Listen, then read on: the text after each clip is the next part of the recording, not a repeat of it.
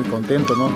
Finalmente agradecer al señor rector, a todos los docentes, directores de esta universidad, que nos han permitido llegar acá con el objetivo de poder visitar sus módulos productivos.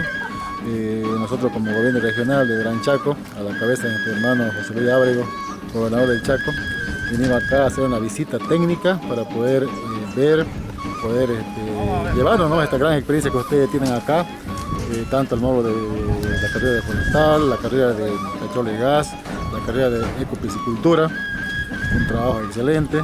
Se ve que hay una buena innovación tecnológica y para nosotros es muy importante esto, llevar esta tecnología, este conocimiento para que nosotros podamos allá también implementar y fortalecer.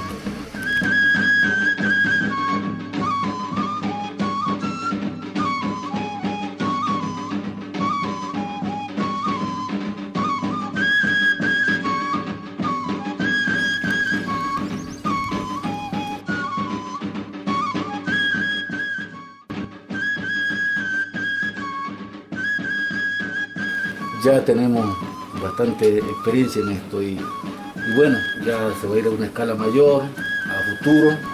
Queremos que nuestra cocina funcione con todo este biogás, ¿no? Entonces estamos en eso. Agradecerle también al ingeniero, al grupo de docentes, al director de investigación, a la planificación, que estamos unos pocos locos, ¿no?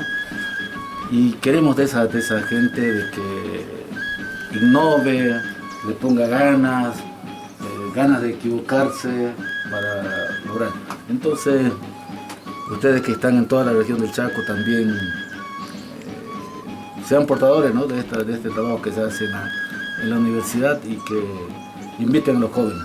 Los jóvenes vienen de todo el país, avalado por los pueblos indígenas, por las asociaciones indígenas. Entonces les damos todas las condiciones y nos está dando muy buenos resultados, muy buenos profesionales, ¿no? Y como han visto, generalmente son los jóvenes quienes explican todo el procedimiento, todo lo que se hace. Entonces el docente coadyuva mucho en eso, pero estamos orgullosos de nuestros profesionales, orgullosos de nuestros estudiantes, orgullosos de nuestros docentes por los resultados que estamos teniendo.